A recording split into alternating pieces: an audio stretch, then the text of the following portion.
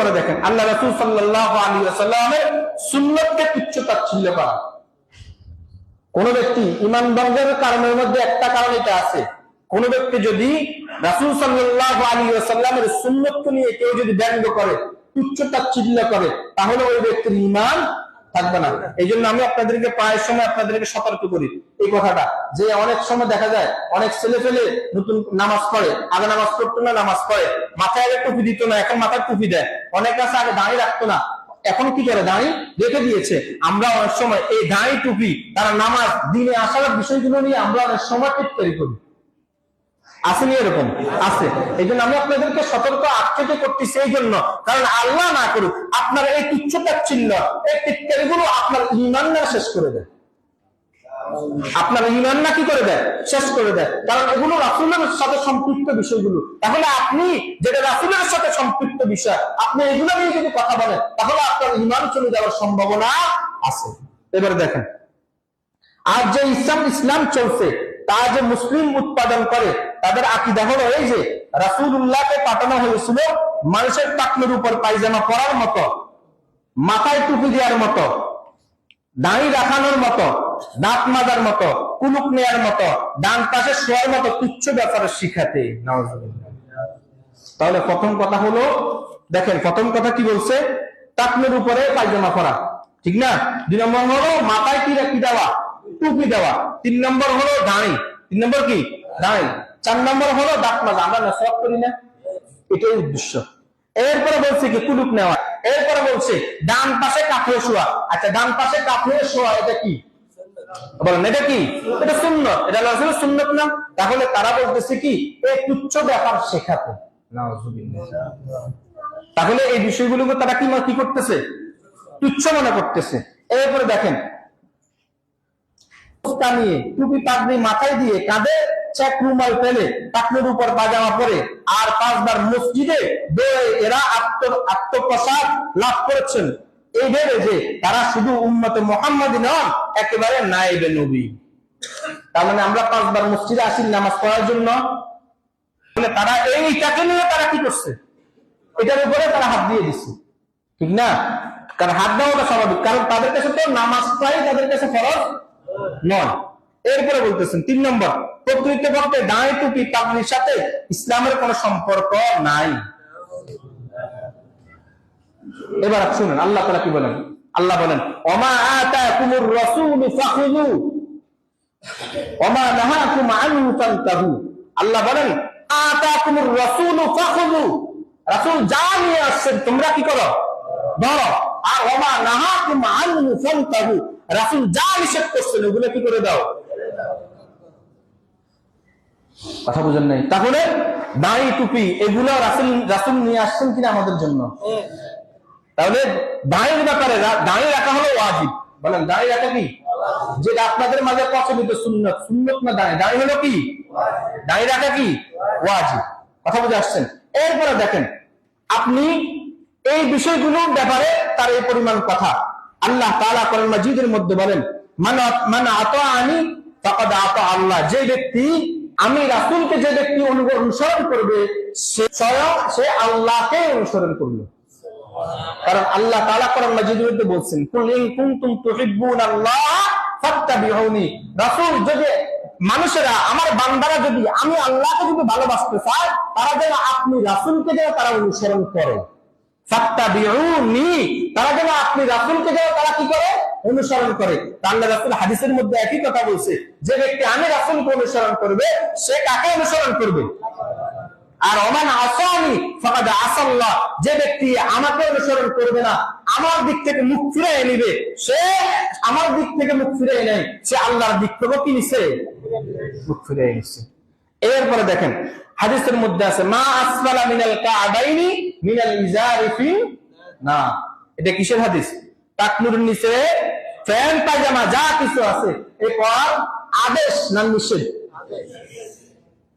তাহলে তারা বলতেছে কি, এই যে টাকনুর নিচে পায়জামা পরা এটা তুচ্ছ বিষয়, অথচ রাসূল বলতেছে কি টাকনুর উপরে পায়জামা প্যান্ট পরার কথা। তাহলে এই ব্যক্তি রাসূলের উপরে কি পরিমাণ মিথ্যা তহমত দিছে, তাহলে এই ইসলামের বন্ধের ভিতরে থাকতে পারে? আর তার অনুসারী যারা আছে তারাও কি ইসলামের গণ্ডির ভিতরে থাকতে পারে? থাকতে পারে না। এরপরে দেখেন নাচ গান নাটককে ইবাদত মনে করা। কি বলছি? নাচ গান নাটককে ইবাদত মনে করা। দেখেন হিজবুত তাওহীদের লোকেরা নাচ গান নাটক সিনেমা ইত্যাদিকে কেবল হালাল ও জায়েজই মনে করে না, বরং নামাজ রোজার মতো ইবাদত মনে করে। দেখেন গান, নৃত্য, চিত্রকলা, সাহিত্য, নাটক ইত্যাদি শিল্প চর্চা মানব জাতির কল্যাণে সহায়ক হবে, সেগুলো কেবল বৈধ নয়, আমরা মনে করি সেগুলো ইবাদত তুল্য। এরপরে দেখেন নবান্ন উৎসব, চৈত্র সংক্রান্তি বা পয়লা বৈশাখ ইত্যাদি কোন উৎসবেই শরীয়ত পরিপন্থী হতে পারে না। অথচ আল্লাহ তাআলা কোরআনের মধ্যে স্পষ্ট বলেন, 21 নম্বর পারা স্পষ্ট আল্লাহ তাআলা বলেন সূরাতুল লুকমান, ওমিনান নাসি মান ইয়াশতারি লাহওয়াল হাদিস লিয়ুদিল্লা আন সাবিলিল্লাহি বিগাইরি ইলমি ওয়া ইয়াত্তাখিযা হুজুয়া। আল্লাহ তাআলা এখানে গান যে হারাম এটা স্পষ্ট আকারে এই আয়াতের মধ্যে আল্লাহ তাআলা বলে দিতেছেন। এরপর দেখেন আল্লাহর হাবিব সাল্লাল্লাহু আলাইহি ওয়াসাল্লাম বলেন, আমার উম্মতের মধ্যে এমন একটা দল আসবে যারা কয়েকটা বিষয়কে তারা হালাল মনে করে নিবে, ইয়াস্তাহিল্লুনা যারা হালাল করে নিবে, আল হারা যারা জিনাকে হালাল মনে করবে, ওয়াল হারিরা যারা রেশম পোশাককে যারা হালাল মনে করে নিবে, ওয়াল খামরা যারা মদকে যারা হালাল মনে করে নিবে, ওয়াল মাআজিফা যারা গান বাদ্যকে যারা হালাল মনে করে নিবে। আল্লাহ রাসূল বলেন আল গিনাউ ইউনবিতুন নিফাকা ফিল কলব। আল্লাহ রাসূল বলেন গান মানুষের অন্তরে এই নেফাকে সৃষ্টি করে। কি সৃষ্টি করে? নেফাকে সৃষ্টি করে। বা যেমনি ভাবে কামা ইউনবিতুল মাউল বাকরা, যেমনি ভাবে পানি গাছ উৎপাদন করে, যেমনি ভাবে পানি কি করে? গাছ উৎপাদন করে, তেমনি ভাবে এই গানটা মানুষের অন্তরের মধ্যে নেফাকে কি করে? সৃষ্টি করে, উৎপাদন করে। তাহলে আল্লাহ রাসূল বলতেছেন এই গান শোনার দ্বারা অন্তরের মধ্যে নেফাকি পয়দা হয়, নেফাকি সৃষ্টি হয়, অন্তর মরে যায়। হিজবুত তাওহীদ বলতেছে কি গান এটা শুধু কি নয়, জায়েজই নয়, বরং এটা হলো ইবাদত তুল্য। পর্দার ব্যাপারে তাদের কথা হলো আমরা যে আমাদের মা বোনদেরকে, আমাদের স্ত্রীদেরকে আমরা পর্দায় রাখি, তাদের কথা হলো আমরা নাকি তাদেরকে বক্সবন্দি করে রাখি তাদেরকে আমরা। অথচ এটার ব্যাপারে পর্দার ব্যাপারে স্পষ্ট কোরআন আয়াত, স্পষ্ট কি কোরআন আয়াত আল্লাহ তাআলা রাসূলকে বলেছেন, ইয়া আইয়ুহান নবী, হে নবী, কুল্লি আজওয়াজিকা ওয়া বানাতিকা ওয়া নিসাইল মুদনিনা ইউদনিনা আলাইহিন্না মিন জালাবিবিহিন্না। ও রাসূল, আপনি আপনার স্ত্রীদেরকে, আপনার কন্যাদেরকে, সমস্ত উম্মতের নরনারীদেরকে আপনি এই কথা বলে দেন, তারা যেন তাদের গায়ের উপরে জলবাব দিয়ে দেয়, পর্দা দিয়ে তাদেরকে যেন ঢেকে রাখে। কেন? যালিকা আদনা আইনু ওয়াফনা ফালা ইউযাইন, যেন তাদেরকে দেখলে চেনা যায় এটা হলো মুসলিম নারী। এই নারীকে কি করা যাবে না? ফালা ইউযাইন, এই নারীকে ইফতিজান করা যাবে না, এই নারীকে বিরক্ত করা যাবে না। কার ঘোষণা? বলেন না, কার ঘোষণা? আল্লাহর ঘোষণা। আল্লাহ বলেছেন ওয়াকুল্লিল মুমিনাত ইয়াগুদুনা মিন আবসারিহিন্না ওয়া ইয়াহফাযনা ফুরুজাহুন্না ওয়া লা ইউবদিনা যিনাতাহুন্না। আল্লাহ বলেছেন মহিলারা যেন তাদের সৌন্দর্য যেন তারা খোলামেলা যেন না রাখে, ওয়া লা ইউবদিনা যিনাতাহুন্না, তারা যেন তাদের সৌন্দর্যকে যেন তারা প্রকাশ না করে। তাহলে আল্লাহ বলছেন সৌন্দর্য যেন প্রকাশ না করে, আর তারা বলতেছে মুসলমান নারীদেরকে মুসলমানেরা কি করে? বাক্সাবন্দি করে। কথা হলো আল্লাহ রাসূল সাল্লাল্লাহু আলাইহি ওয়াসাল্লামের উপরে মিথ্যা অভিযোগ তারা দিতেছে। শুনেন, শেষ কথা বলে দিতেছি। হিজবুত তাওহীদের দাবি বিশ্বনবী সাল্লাল্লাহু আলাইহি ওয়াসাল্লাম আল্লাহর দেয়া দায়িত্ব পূর্ণ করতে পারেননি।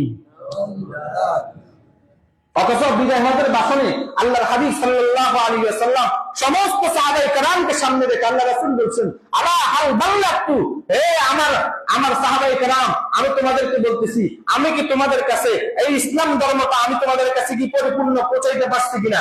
আমার দায়িত্বকে আমি পরিপূর্ণ তোমাদের কাছে পৌঁছাইতে পারছি কিনা? সাহাবায়ে কেরাম বলছেন, নাম কদ বাল্লাতা, ও আল্লাহ রাসূল, হ্যাঁ আপনি অবশ্যই পরিপূর্ণ দায়িত্বটা আমাদের কাছে পৌঁছে দিয়েছেন। সুবহানাল্লাহ।